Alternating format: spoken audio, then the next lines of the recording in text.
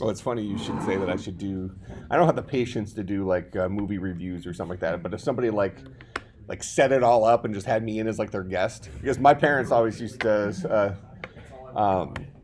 think I was gonna be like a stand-up comic or something. You definitely could I be. can see it. And the thing is that for those of you who like hung out with me off campus or outside of class, it's pretty much this with a little extra flair. Yeah. So I mean, I don't really dumb it down too much, but this is somewhat censored, let's say. Um, but yeah, I was always kind of an entertainer. I would do all like the plays and things like that in school. But I was also like an engineer and a programmer. So that's kind of, my dad, my whole family. I think most of you knew that I grew up Jewish. So my whole family is, that whole Jewish stereotype. They're all doctors and lawyers. So you're not going into show business. You're going to go into something that generates dollars. Is what it comes down to. But yeah, it is what it is. So now I get to entertain my students. It's like a show, right? Go ahead. What's up? What version of Java should we download? We'll get to that. Okay. Yeah. In fact, heck, let's just do it now. Yeah. Yeah, Eclipse is what I use. Okay. So go to eclipse.org. Okay. Take you here. Somebody in the back row there want to hit the third button down on that white box. I think that should kick off these lights. You'll have less glare. Ninja. All right. Is that a little better, maybe?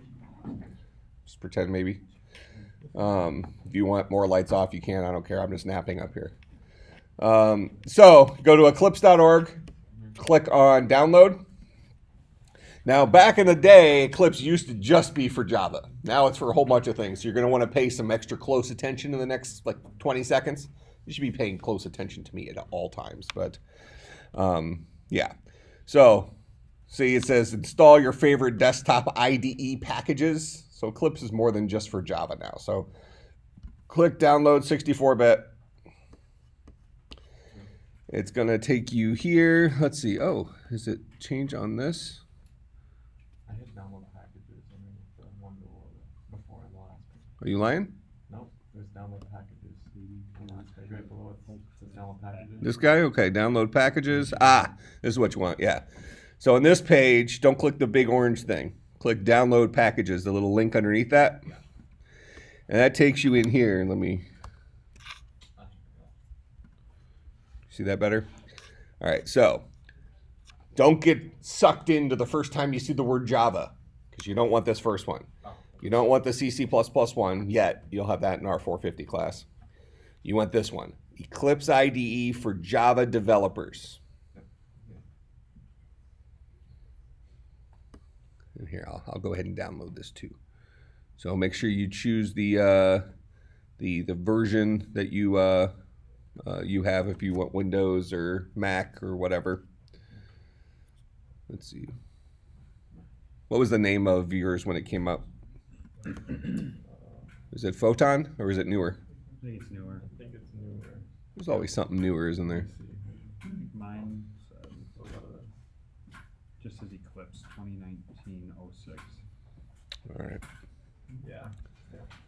It's just like a purple nebula background. Yeah. I think it's right. Check for updates. No updates are found, so it must just update within its little system. So what we will do is we will do this.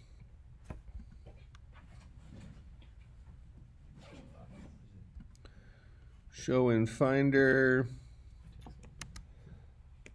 I'll go and download this guy. I'm on a Mac, so I'll download the Mac OS version of it. So this guy will download. Super Ninja.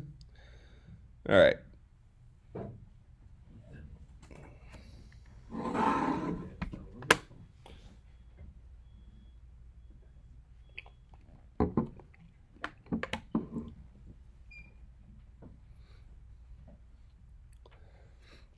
Although, actually the cafeteria did switch to Caribou coffee, so it's not horrible now. Last year, I think they just had Bob's Coffee.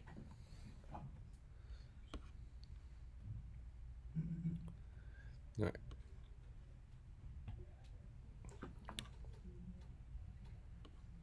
All right, so I'll click on that dude. And while that's doing, I'm going to go ahead and I'm going to delete my old version of Eclipse.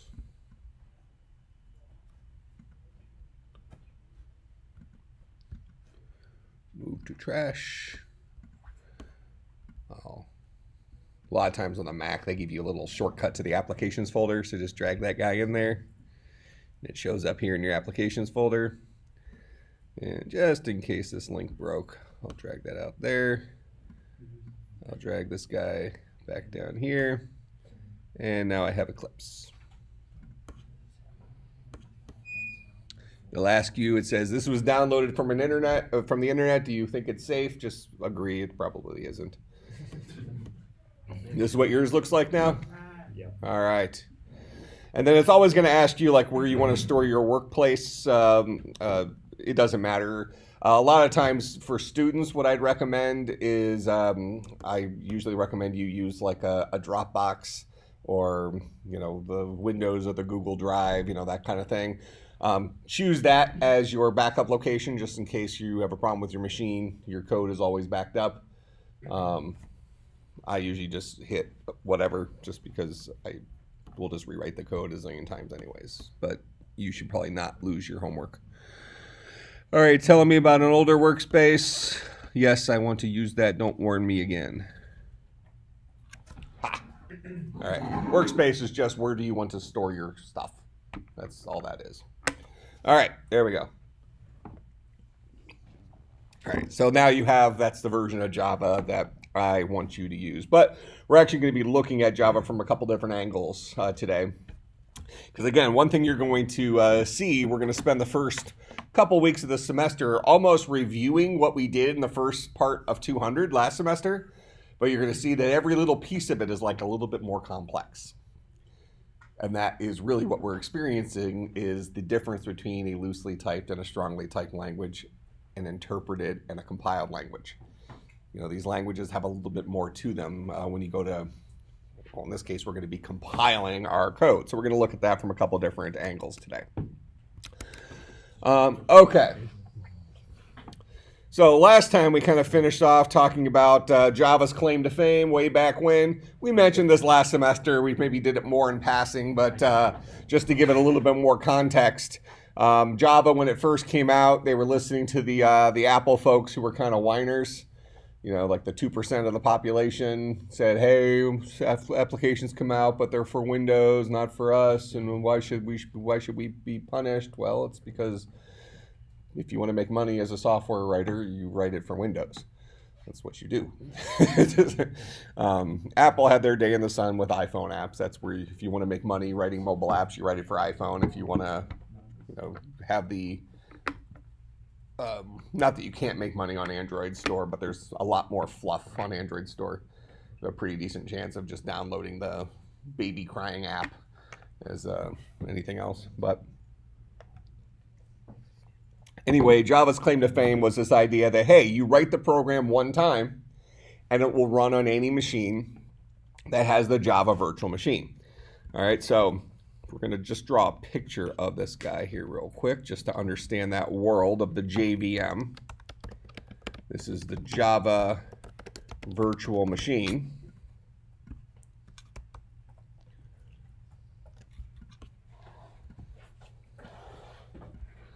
So we have our computer that sits down here. So this is ultimately our CPU.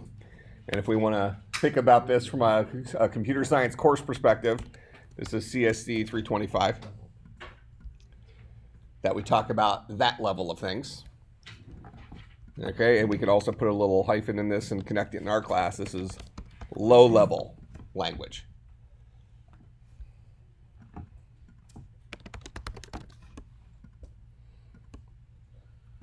All right. So if you were to crack open your computer and you see that motherboard with all sorts of scary looking stuff that you don't want to spill water on, you want to make sure that you have your heatsink on before you turn the power on, that's what we're dealing with there. That's actually your computer. Everything that sits on top of that is other things. All right, so sitting right on top of your hardware, well, we got some layers of stuff we're not going to talk about here, but we have our operating system.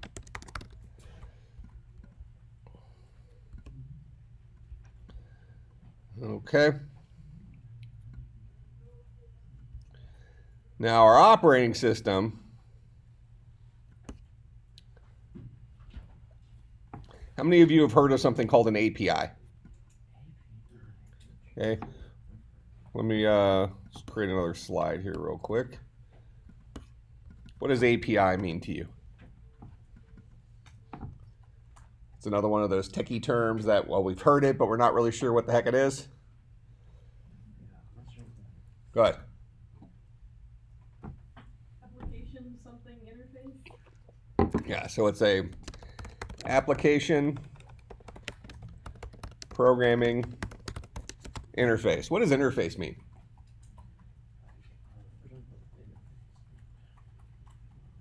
Just what's the word interface mean? Don't connect it to some class. Go ahead. It's something that allows you to interact with something. Yeah, connect to something else, right?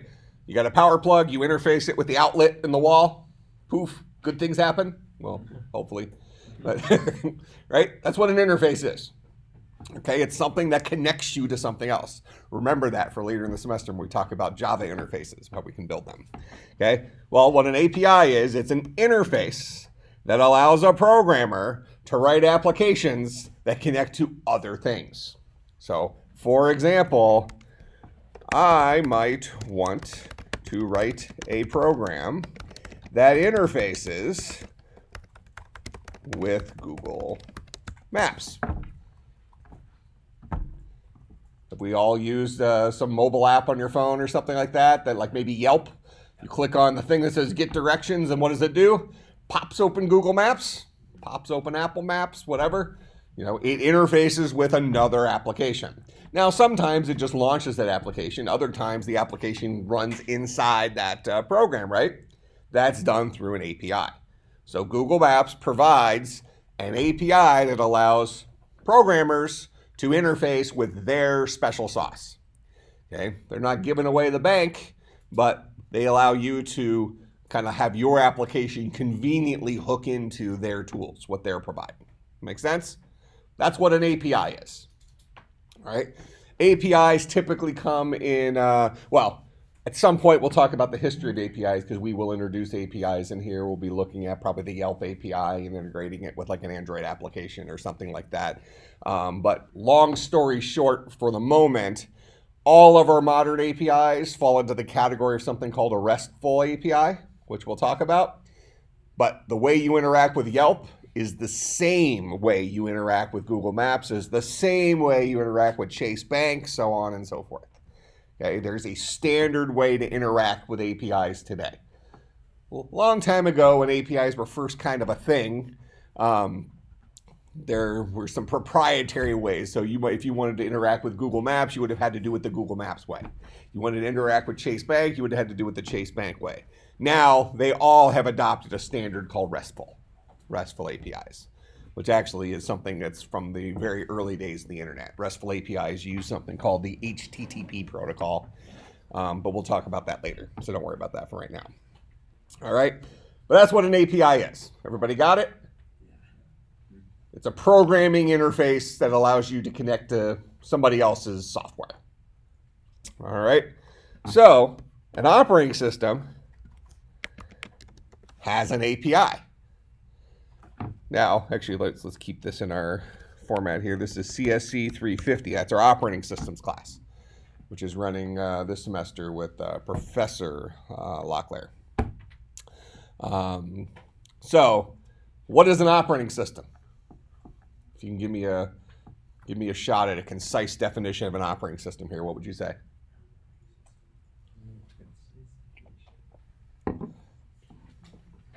Go on. Something that kind of like. No, it sounds wrong. Okay. I tried. Something that kind of creates like a buffer between the system and the end user to protect the system from the end user, and it helps protect things like memory. Okay. And I like the whole buffer thing. And it also kind of delegates the system's resources such as the CPU and memory. Okay. All right, so you said a lot of crap there, right? Yeah. Yeah. So if we're just kind of dumbing it down, it's the layer that sits between the human being and the hardware.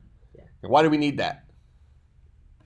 We wouldn't be able to like harness, we wouldn't be able to use the hardware otherwise if we didn't have the tool that we needed. Yeah, we don't have, so if we go way back, yeah, this will be a 150 concept, right? Let's look at maybe UNIVAC. You guys talk about UNIVAC and EDVAC and stuff like that in the 150 class? Yeah. Yeah, so here's some really old computer. All right, so see this guy here? All right, so, and here, just in case this is copyrighted, this is Time Magazine, brought to you by Time. All right, so, so we don't get flagged. But, so, there's like this guy over here actually pushing buttons and twisting things, and these older computers, they use something called vacuum tubes. Did you talk about vacuum tubes in 150? Okay, what's a vacuum tube? It was like the first switch.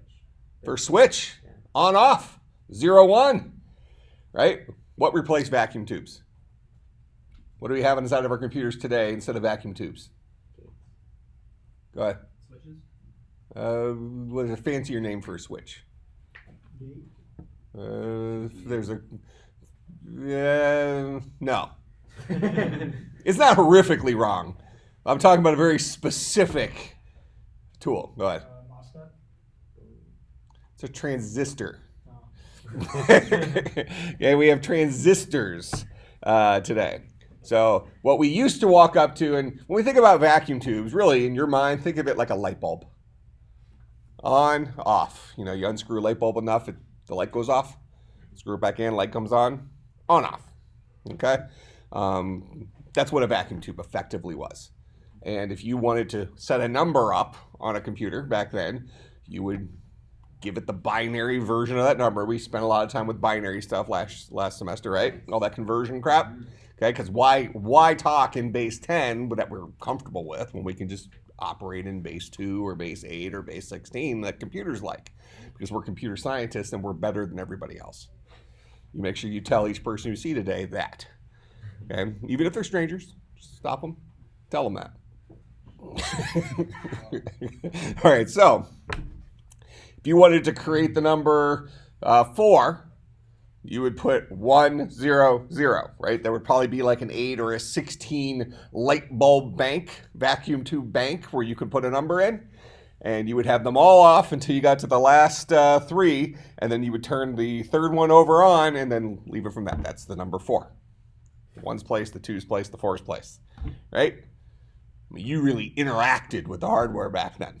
Okay, then we had these transistors, and transistors replaced the vacuum tubes because they effectively are a switch. So when we said switch, that's not an incorrect answer, but the actual piece of hardware is called a transistor. And over the years, we've gotten better and better and better and better at printing transistors, fitting more and more transistors into the same space. Make sense?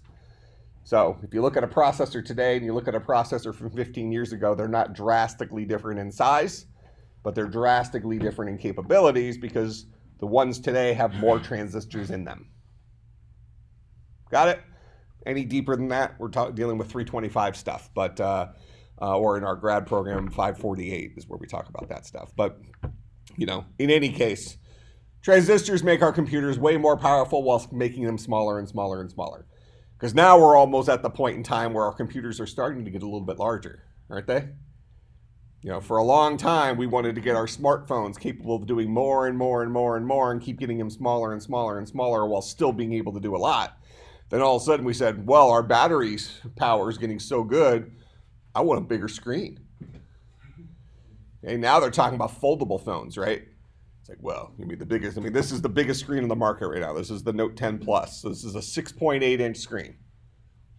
The other jumbo phones are like 6.4-inch screens, whatever. But this still isn't big enough. I mean, this fits in a human hand. I mean, I have big hands, but I mean, it fits in a human hand. Well, that won't work. Because now you need the foldable ones where, you know, you'll be able to fold it out. So now you'll have like a 13-inch screen. And then all of a sudden, it's gonna be like origami. People like take their phone out, like unfold this thing. They got a 65-inch TV on their tray on the airplane. So is that in your space? You'll have the ability to curve it around you. Yeah. Create your own little pod. So we're moving in that direction now, right? Because one thing you've probably noticed if you follow smartphones and things like that at all, or even laptops, what's happened with the battery life of phones and laptops over the last 5 years? Has the battery life gotten longer? No. It's stayed the same. What's gotten better? Rest of the hardware. More memory, more processing power, more all this other stuff. Same battery life. Batteries have gotten better. Price of the batteries have gone down. So they're shoving more and more and more battery into these devices, but they last just as long as the devices from 3 years ago, but they are powering more powerful stuff. Right? So we've kind of decided, you know what? We don't need longer battery life now. We want to maintain our current battery life and have more horsepower, something like that. Same thing with the phones, right? They say, this phone will last for 12 hours of continuous use if you're watching movies or playing games or whatever.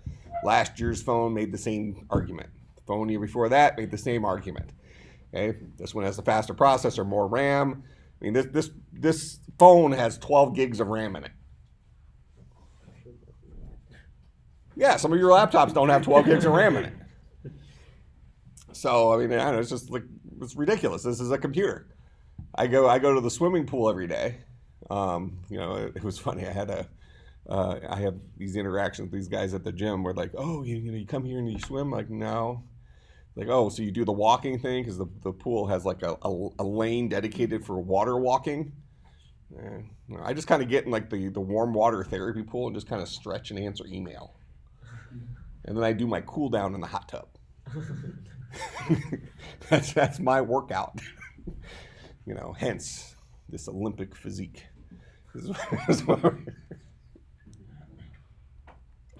Funny thing is, I am not lying at all. I go to the pool every single day and do exactly that workout. I was in there for 3 hours yesterday answering emails and stuff. I finally get scared off by the kids when they start splashing me and stuff. So they think I'm one of the water slides or something in there where they don't see me move for a while. All right, so this operating system acts as a layer between the human being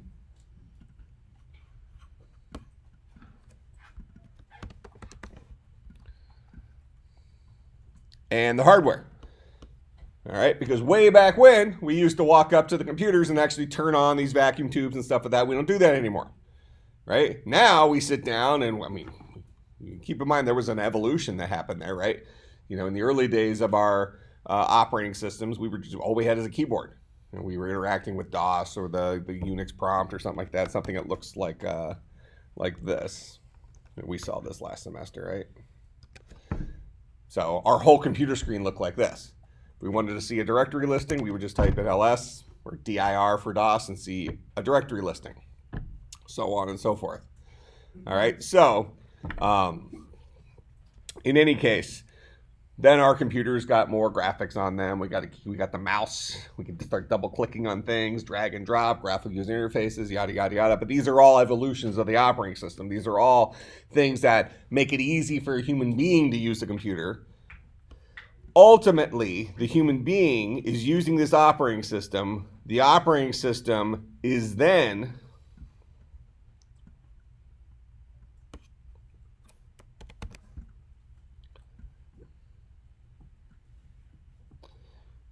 let's actually put it like this.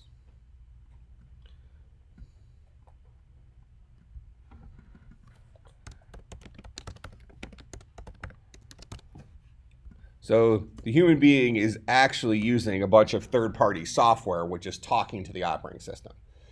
Okay, so for instance, Windows is a software application that runs on top of the NT kernel. The NT kernel is the actual operating system for Microsoft Windows. If you're a Linux user, the Linux kernel, kernel, that's the actual operating system. And you have some version of something called X Windows that runs on top of that, and you can choose which X Windows you want, KDE, GNOME, whatever, that you think is the coolest looking or gives you the best interface, stuff like that. Mac OS sits on top of a Unix kernel, and they're operating their I assume they're still calling it this, but in the original OS 10, it was called Aqua. So their X window interface, this whole GUI thing we see here, this is called Aqua. That's how we use the computer in terms of double clicking and dragging and dropping and all this other stuff. All right, but that's a software application that sits on top of the actual operating system. The operating system itself, we don't see. So when you get Windows 10, Windows 10 is not actually an operating system. Windows 10 is a distribution. So the operating system is the NT kernel, and it's distributed with a whole bunch of Microsoft packaged applications, as well as probably some third-party stuff that Microsoft partners with.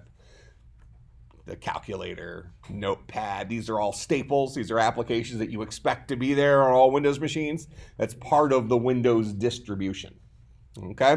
So you get a whole bunch of these third-party pieces of software, and then you have folks like us who also will write pieces of software that we might want to run on a computer, right? All right, so this third-party software ultimately talks to the hardware through the operating system, which provides an API. So the operating system is a service provider. It's kind of like Google Maps, right? And it knows how to do a whole bunch of stuff to hardware, and our software applications can talk to the operating system and then ask it to do hardware things for us. Go ahead. So it's like talking to one guy to talk to another guy. Absolutely. To another guy. Yep. That way we don't have to walk up and start twisting vacuum tubes. Or today's version, walking up with a soldering iron or a couple of, like complete the circuit. You're going to want to bite down on this. Yeah, we don't do that anymore. Well, Mr. Gonzalez does on occasion, but we all agree that he's unhinged. So, did I say the thing? You saw that email I sent out clarifying Mr. Gonzalez. Did I tell you what the backstory was for that in here the other day? Mm-hmm. Yeah, that was pretty funny. I finally had a Slack chat with that particular guy who had said that, and I said, yeah, so there's kind of an inside joke that you're not aware of that all the computer science guys in CUW know, and it involves Reverend Dr. Gonzalez. So then I said, this is Mr. Gonzalez, and I sent him a picture, and sorry, it was pretty funny. So it seems like we need to have him as a visiting faculty member and get some sort of bronze statue. Yeah. Yeah. I love a shrine for him. Mr. Gonzalez shrine sitting on top of a. Yeah, if we want to sort of kind of connect this to a Christian worldview, we can have him riding a golden calf. And then don't do this type thing at the underneath. Dr. Farrow just walking and be like, Yeah, he would find it hilarious. He's met Mr. Gonzalez. Of course, Dr. Carrio's met Mr. Gonzalez. Heck, Dr. Carrio's been on vacation with Mr. Gonzalez. oh. Yeah, I mean this thing goes deep. All right, so yeah, our hardware, we're going to call that the untouchable, right? Human beings are not going to directly interface with our hardware. That operating system, which we're going to say is really a complex piece of software, right? We're in here writing business applications or, applications that are meant to be more utilitarian, where you can imagine that the things that your operating system need to do, it's still just a whole bunch of variables, if statements, for loops. It's the same stuff. But you can imagine the problems it's trying to solve are kind of weird, complicated problems. Like, hey, I need to go talk to the interface to memory, and I need to request the chunk of memory that's currently not being used. So I need to go and talk to the person who's in charge of keeping track of what memory is currently being used, yada, yada, yada. And it's a complex task that we're asking them to do, right? So there are people who write operating systems. It's actually fun because then you don't have to worry about the interface. Because the actual underlying operating system doesn't provide anything pretty. It provides functionality. Then somebody comes along and creates the windowing environment that sits on top of that operating system. And really, when you think about it, what does the windowing environment support? It looks pretty. It supports double-clicking icons. It supports minimizing, maximizing windows. That's it. It doesn't really do that much other than visuals. It's your means to interact with the operating system because human beings don't like to just type stuff anymore. All right. So, human being uses third-party software which uses the operating system's API. We want to put in parentheses here. These are usually called system calls. And then we can put CSC250 here.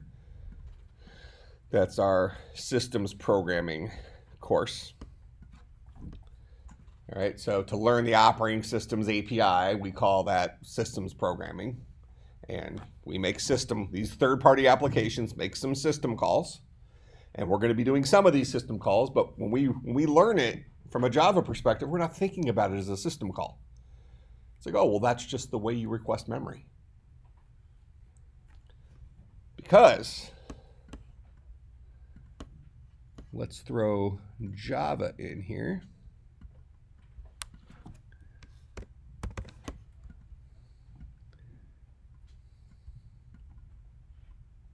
Just put it at that same level because the Java virtual machine is a third-party piece of software. And of course, that guy is green. All right. Because that's what this class is about, right? So we make the green for green means go. All right. So this Java virtual machine is a third-party software that talks to the operating system. A human being is going to use another third-party piece of software. For us, we're going to be using Eclipse. And what does Eclipse actually do? Eclipse writes text files. Eclipse is a glorified version of Notepad. Last semester we used Atom. Why did we use Atom instead of Notepad or TextEdit for the Mac last semester? What was the advantage of Atom? Go ahead. You could send it directly into a terminal to write to activate the program. Yeah, it had some of those things. We didn't actually use those in class, but it does support that. But what's really the advantage of Atom? The formatting. Yeah. It auto-indented your code. As soon as you name that file .py, it said, you're a Python programmer or you are way out of your element. One of the two, right? And what did it start doing? It saw as soon as it saw a colon at the end of a line, the next line it auto-indented, right? Okay, and it did some color coding stuff too that maybe made certain things kind of stand out more than other things, right? That's what it did. It was a text editor that made life a little easier for programmers. Quality of life stuff. Didn't do anything that you couldn't have done with Notepad.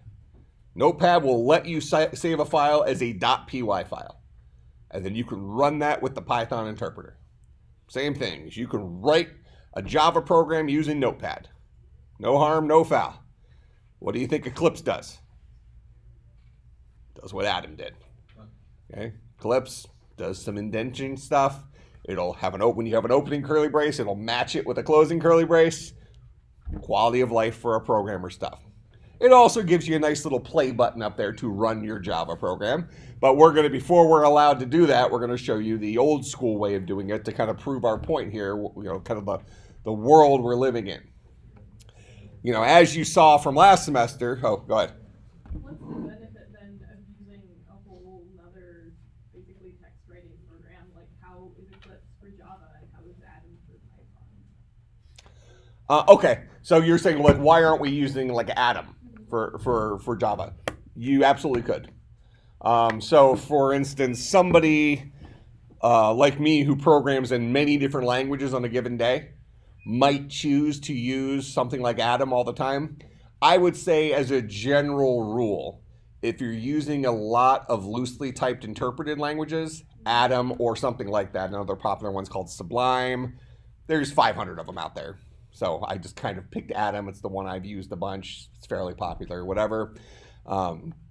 Anything with a website that has the .io on the end of it is kind of in the group of the new cool kids.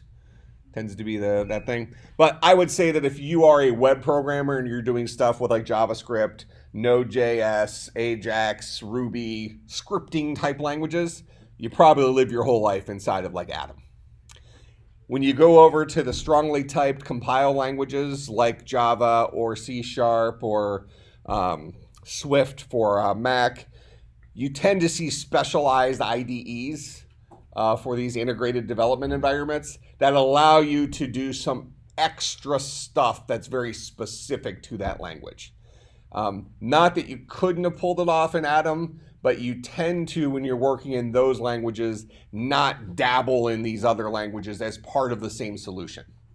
So if you're working with JavaScript, chances are you're that same day in that same project, you're working with HTML and CSS files, right?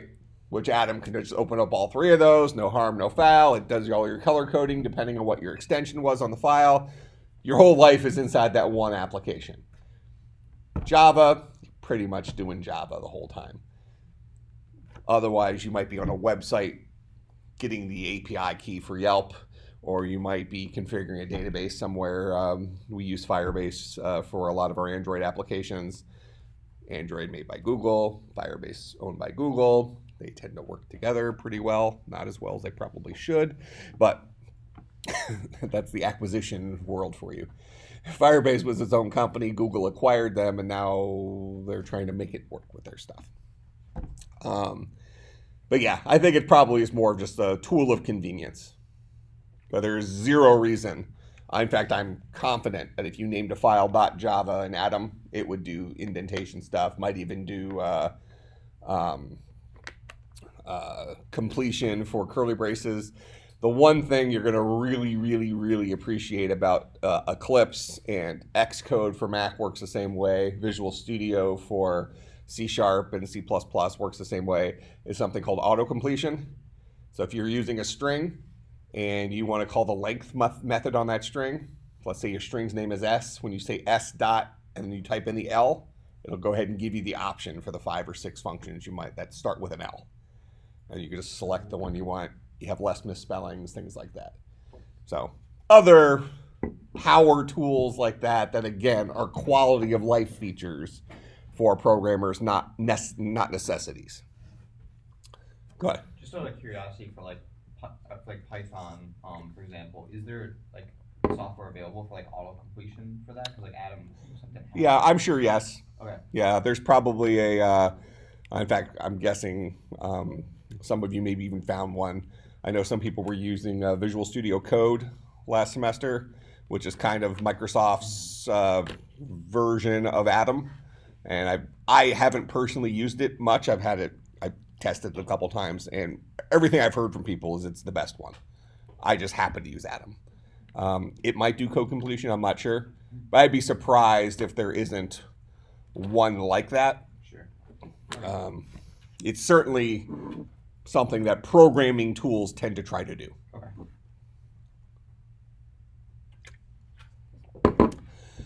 Okay, so the human being, us, we're going to use a tool like Eclipse, or we could use Atom, or we can use Notepad, some sort of text editor that ultimately will save a file as a .java file. Then we're going to use another program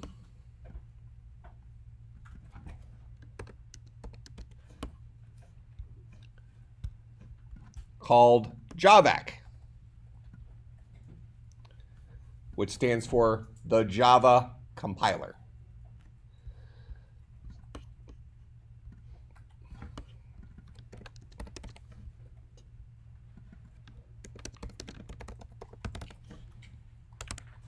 Anybody remember what a compiler does? We talked about it last semester. Go ahead.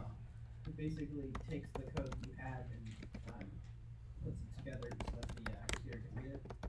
Okay. Converts high level code into low level code. What's the difference between high level and low level?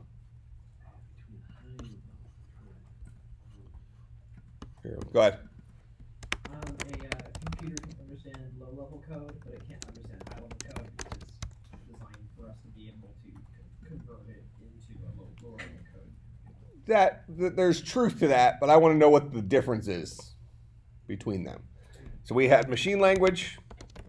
If you remember this slide from last semester. Yeah.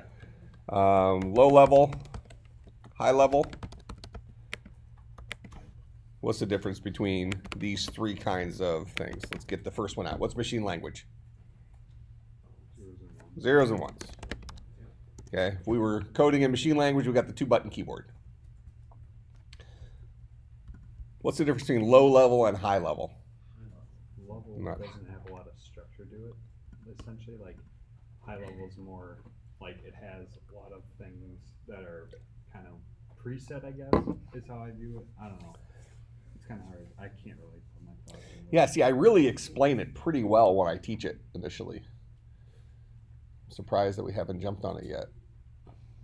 It's really simple. I mean, it doesn't take, it's like a half a sentence to say it. Low level is like more of a computer language, whereas high level is more like English. Like it's easier Okay. for What do you mean by computer language? It's more like ones and zeros.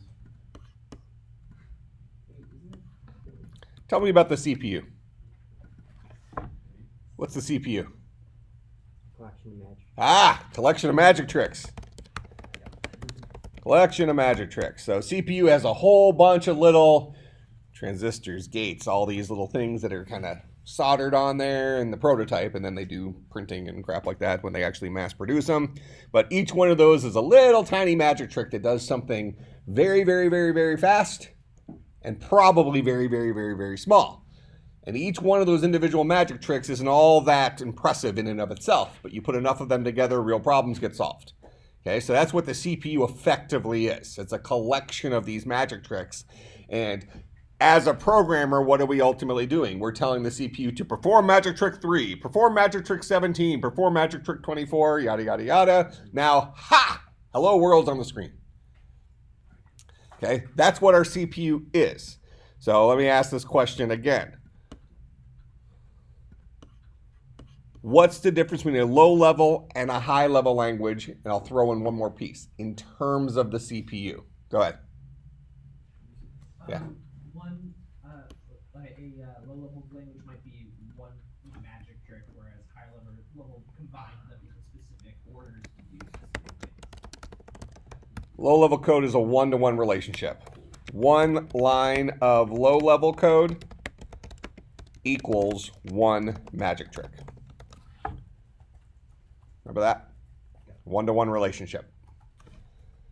High level code, these are our power tools. One-to-many relationship. One line of code, high level code, may translate into many magic tricks. Human beings like power tools. We want to be able to write a single line of code and have it. We want to be able to say hello world with the system.out.println hello world. That's Java.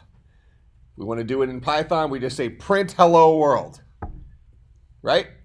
And magically it spits out to the screen. Remember first couple weeks of Python of 200 last semester, we looked at that Linux assembly language.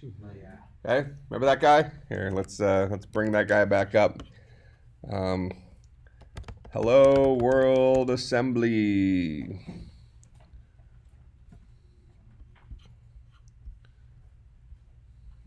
Here we go. This guy right here. So this guy, single magic trick, single magic trick, single magic trick, so on and so forth. This is a low-level language known as assembly code. This is Linux x86 assembly code. And Linux x86 assembly code knows how to specifically talk to the Linux operating system, to the Linux kernel. Notice it's using one of their system calls. Another one of their system calls. These are the APIs of that operating system. The Linux operating system has a collection of APIs that we refer to in the operating system realm as system calls. And those system calls, for example, we have one called syswrite. That's a computer program that lives inside the operating system that knows how to write crap to the screen. That's what that guy does. And that guy relies on you putting some data into 4 different little hardware memory buckets. So those first 4 lines is we are loading up information into 4 different places that we know syswrite is going to check. We're saying how long is the message we're going to write? What is the message? Where are we going to write it to? The operating system understands that the number 1 corresponds to the monitor, the standard output. And then which system call do you want to call? The operating system knows that when you say number 4, API call 4, that corresponds to syswrite. The high-level language version of this is going to have something like print hello world. And then when we compile that, it's going to turn it into this low-level language. What does a compiler do? It converts high-level code into low-level code. Starting to see some of these dots connected now? Yeah. Right. So kind of the same course as last semester, but 2 layers deeper. Yeah. Right? We'll deviate pretty quick, but because then we'll get really impossible. Right now, this is just easy stuff. All right, so this is the output of a compiler. Something like this. If we use the compiler to produce assembly code for the Linux operating system on the x86 architecture. Now, when I say x86 architecture, what am I talking about? What's architecture?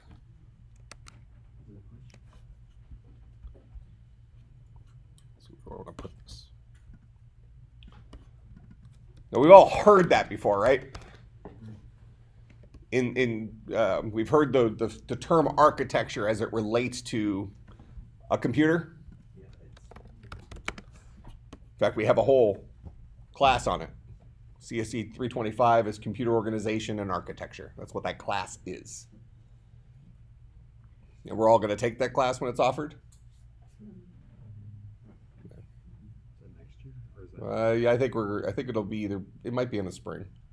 I have to get it on the schedule. We mistakenly removed it from the major. It will be moving back into the major very quickly.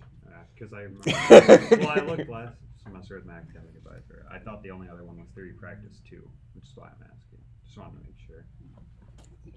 Theory, that's 300. Yeah, you'll take 300. Yeah, once I get it in the thing, I'll tell you. But I will usually advertise the classes that a good computer scientist should take, even if it's not required. So just, if you always listen to me, you'll get a good high-paying job. Trust me. Just talk to the other folks who graduated who got good high-paying jobs. Okay, so when we say computer architecture, what are we talking about? Anybody have a guess? This again kind of proves that point that we have all these like kind of buzzy words in technology, and we've kind of heard them, but we don't know what that means. Sounds cool. Go ahead. So I think when we're talking about the computer architecture, it's kind of like how the computer is structured, I guess. Okay. Yeah, I'm okay with that. Now, kind of close the gap here a little bit. Let me name a couple of computer architectures that maybe you've heard of. 8th generation Core i7. 8th generation Core i5. 8th generation Core i3. 6th generation Core i7. Core Duo. The Pentium 2 processor. the Celeron processor. These are architectures. You go back to the older days, because you've seen this thing sometimes where it says x86, right? You've seen that before? In the early days of, let's say, personal computers, we had the 286 processor, the 386 processor, the 486 processor. Then after the 486, we jumped to the Pentium processor. There was kind of a 586, but that was actually, the Pentium processor was the 586. First Pentium processor was 60 megahertz. So you go out and get a processor today, right? You know, your Core i7 quad core or 6 core, 3.5 gigahertz, turbo boost up to 4.2 gigahertz, 60 megahertz. And that was the first Pentium processor. That was a major, major, major jump in computer performance. And funny thing was that first processor had a bug in it. Hardware bugs suck. That means a whole lot of stuff that you shipped needs to get recalled, right? Like cars get recalled. Yeah, they put a faulty bolt or tire or something like that on a car. They get recalled. They can't just push that out with a software update. It's like, yeah, you're going to have a problem with your front axle like soon. So make sure you keep your Wi-Fi on. We're going to patch that. Go ahead. I just have a question along with like a hardware causing like a bug. I know a little bit ago there was a problem with like a lot of like Intel processors where people were able to get information out and they issued like a Windows patch. Yeah. How was that fixed through like a hardware problem? Well, it was so effectively, just to kind of like dumb that problem down, your processor has a social security number. And the operating system validates your type of processor because it can read that social security number. There were viruses that were able to get that social security number and broadcast it out, and they can potentially use that as a way of controlling your computer. Okay. So it was a patch to the operating system to prevent external control knowing the social security number of your processor. Okay. I don't know that it's all that important that the serial number, social security number of your processor is known, but it's definitely important if you can use that to control your computer. Sure. External or do something with it.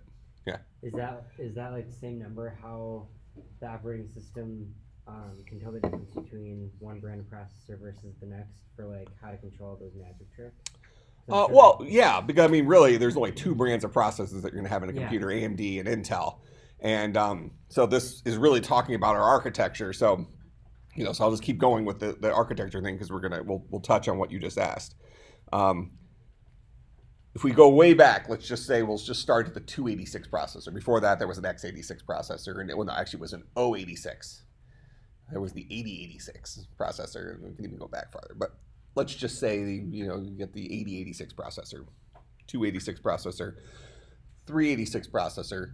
The 386 was a superset of the 286, which means it had all of the magic tricks that the 286 had, and then some new magic tricks. Why was it able to have new magic tricks? Well, we got better with transistor technology. We could fit more transistors in the same space. We got better at heat dissipation because heat is the enemy of computer hardware, let's say. Things get too hot, things go bad.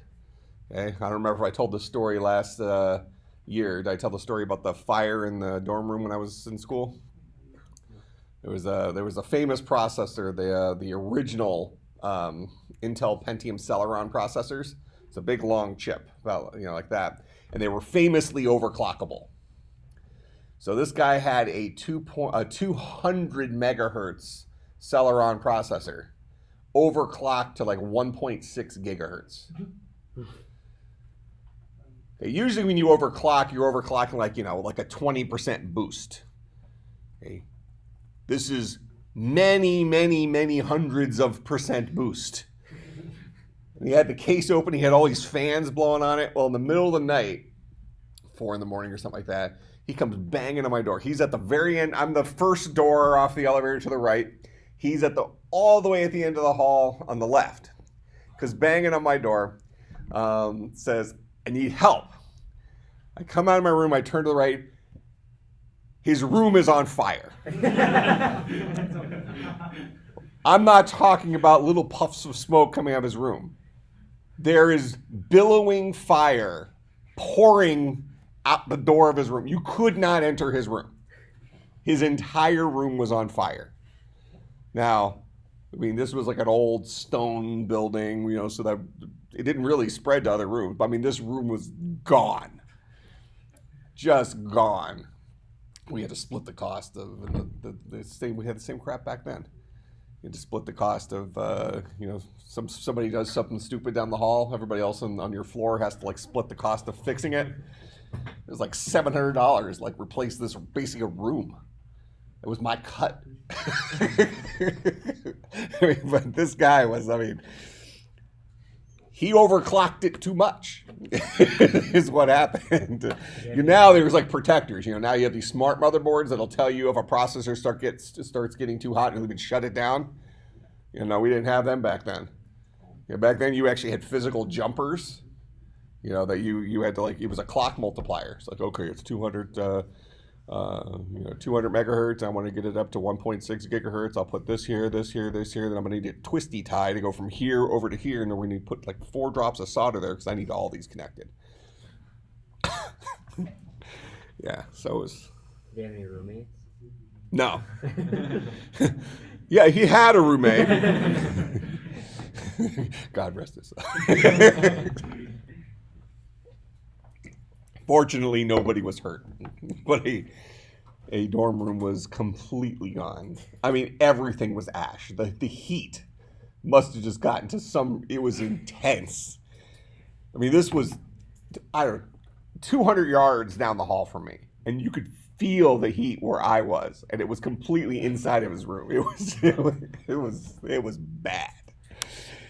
So, but in any case, new architectures are typically supersets of the previous architecture. What do I mean when I say superset? Go ahead. It's just like the generation next, like a subset. This would be a superset going forward. Okay, so superset means has everything that the last gen had plus more.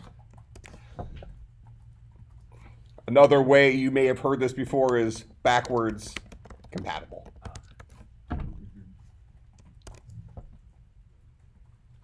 Make sense?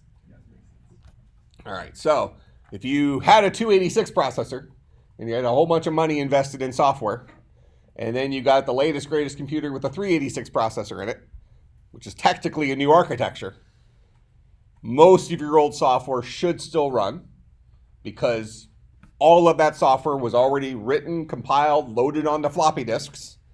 We're talking about the real floppy disks, 5 1/4 inch floppies. So it was already compiled code on there. So it's compiled for that 286 architecture. And when you ran it, it would have to use only the tools that were available on the 286 architecture, even though there was some newer, cooler stuff available on that 386 architecture. That make sense? All right. It's something we don't really do very often anymore, but when you go and download some software, there's usually a minimum system requirements. Says you need this much memory, you need at least this processor. That minimum system requirements actually tells you what architecture that code was written for. Because if you don't have that architecture, that program won't work. Does that make sense? Windows, if you've noticed, for some of your applications, has something called compatibility mode. You notice that? Mm-hmm. What do you think compatibility mode does? Just to like emulate the old software so that you can run older applications. Yeah, because we actually have two different things that when we say computer architecture, there's kind of a, I don't know, at least a second cousin that deals with the system calls of your operating system. So it might say that the minimum system requirements for a piece of software is a Pentium 2 processor running Windows 95, something like that. Well, that means that code was written for the computer architecture of the Pentium 2. Okay, so I guess technically the 686 processor, if we're just going by the 86s. And but in terms of the API that was available in Windows 95, the system calls that were available during Windows 95. Now I'm telling you that our hardware largely is a superset. So when this year's i7 came out, it very likely is a superset of last year's i7 and the year before that, but it's only going to go back so far before there's some old magic tricks that either need to be completely reimagined or had bugs in them, potentially. Or they just aren't used. So you're going to take them off, you're going to tear down that house to give yourself some additional real estate for another magic trick. That make sense? Okay, so there is a point where our current processors today are not 100% backwards compatible with a 286 processor. There's going to be some magic tricks that might be gone or have drastically changed. Number of inputs is different, things like that. So you wouldn't be able to run that software anymore. But, and again, we're talking about an extreme example there. If you're still trying to, you don't have the disk drives to install the software that ran on a 286. In fact, our computers don't even have disk drives anymore, right? How many of you have a computer that has a disk drive in it? I do. It doesn't work. Actually, it was a funny thing happened in class yesterday. We got an error when I plugged this thing in. I'm guessing it was maybe because this thing has an SD slot thing on it. But it gave me, it said the CD you have entered is not compatible. Please eject the CD-ROM. Didn't say DVD. It said CD-ROM. This is this year's MacBook Pro. MacBook Pros have not had moving parts in them for I don't know, close to a long time. So it was kind of funny. Yeah, but so it's not going to be real common that you're going to have a 286 program running on a common machine, but you might have something in the middle. I mean, my dad was a dentist. And, he had this old bonus software that he would use to pay his employees bonuses based on performance and things like that. It just was something that worked. And it was his old DOS program. And we had to run that in compatibility mode through Windows 2000 or something like that. I mean, he's retired now, but through Windows 2000 because it no longer was speaking the language of the Windows 2000 API. System calls had changed, things like that. So when you switch it over to compatibility mode, you're saying, okay, Windows 10, pretend like you are Windows 95, because this software is going to be speaking to you as if you're Windows 95, and map those things. What does this sound like? An interpreted language? Map those things into the equivalents of today. That make sense? So that's why compatibility mode is somewhat of a toss-up whether it'll work, right? Because it's going to do its best to say, okay, this software was not meant to run on this. I mean, if it has to be run in compatibility mode, that software is likely too old for you, right? It needs to be replaced. But sometimes there just isn't a replacement. This particular tool that my dad used was just, it did the job he needed it to do. He was used to it. All the people in his office were used to it. There really wasn't a replacement that did what it did. So it wasn't in his best interest to find an alternative solution, which I'm sure existed. But it ran. It was a simple enough program that in compatibility mode it ran fine. All right, so you do kind of have two different levels of computer architecture. There's a software side of it, and then there's a hardware side of it. The hardware side is what I'm really talking about with a compiler. Okay, because when we're talking about our programming languages here, we're talking about we write code, and when we compile that code, it turns into language that is part of the architecture for the machine that we're currently on. Okay, so if I was compiling a C++ program in here using the GCC compiler that's on my Mac, it would compile that program down to assembly code for the Unix kernel in terms of the Mac OS's system calls. I could then not hand that code to you and have it run on your Windows 10, I presume, machine. Because even though you probably have a Core i5, i7, some i5, so even though our processors are architecturally similar, so this is a Core i9 in this machine, but we're in the same ballpark of. So even though the architecture likely for a simple program, we would both have all the same magic tricks, it would not run. Because even if it was just a hello world program, because to make a Mac print out hello world to the screen is going to use a different system call than a Windows 10 operating system will use to print something to the screen. Even though our hardware architectures are effectively identical. That makes sense? So that, going all the way back to where we started today,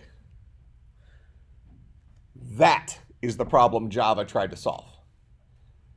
They tried to say, hey, if I can't write a C++ program that prints hello world, which we're saying is a trivial program, if I can't write that program on this machine and then hand it to you and you should be able to just double click it and it runs on your machine, and I'm telling you that won't work. Even today, that won't work because we don't agree on operating systems. It would work if we were, even if I was on an i9, you were on an i5, but we were both running Windows 10, it would work then for a program that simple, right? Because you're not using any special i9 magic tricks that don't exist on the i5 architecture to print hello world. We both got that one, all right? So then it would work, but I'm telling you, you would get to programs that it would not work. And back then, it was pretty common for programs that actually did stuff to not work across architectures. Now, the problem was worse back then because Macs were running on top of IBM PowerPC processors back then. PCs were running on top of Intel processors, and then somewhere in the middle, AMD stepped in and started getting popular, then fell off the face of the earth when they jumped onto the 64-bit bandwagon a little bit too early. At some point, I'll probably bring that. We talk about that heavily in 325. But now AMD's kind of coming back in the budget pleaser models. But for a long time, Intel was really winning that war. AMD has kind of made its comeback more recently, really in the server processors with the EPYC processors. But AMD really has been strong more recently with its multi-core processors. Plus, they have a really cool name, like the Threadripper. Who wouldn't want that? I don't even care if it's just a 286 processor, but you put Threadripper on it? Yeah. Right? Yeah. And that's what the EPYC is, the kind of the that's where the Threadripper technology came from. The EPYC just has, like we have our rendering machines have, each processor has 48 cores on it. 48 thread-ripping cores. Pretty good, right?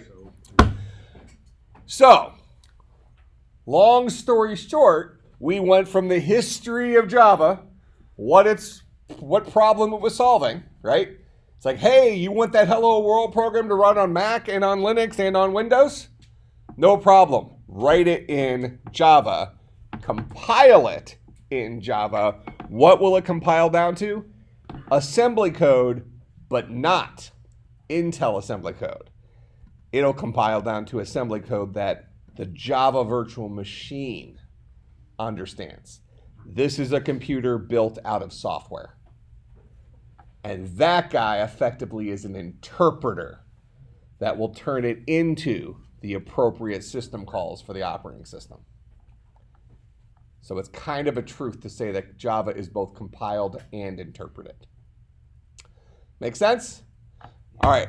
I'll give you a reading assignment out of the book. Everybody should have the book by now. For Friday, there's a risk of a quiz on Friday from the sections I'll give you. I'll probably just give you like the first couple of sections, so not like a crazy amount, but I want you to start making that mental transition from Python to Java. Sound good? All right. I will see everybody on. Oh, yeah, this is Thursday already? Oh my gosh. I'll see you on Tuesday. So there will almost definitely be a quiz, and I'll almost definitely give you a bigger reading assignment. Yeah. So it'll be quick. It won't be a crazy reading assignment, but it'll be bigger than I just said because I thought we were meeting Friday. So there's nothing yeah, due on so Tuesday though, and nothing. quiz on Tuesday. Nothing due on Tuesday, but there'll be a quiz more than likely Okay. on Tuesday over what we either discussed or what I'm going to have you read.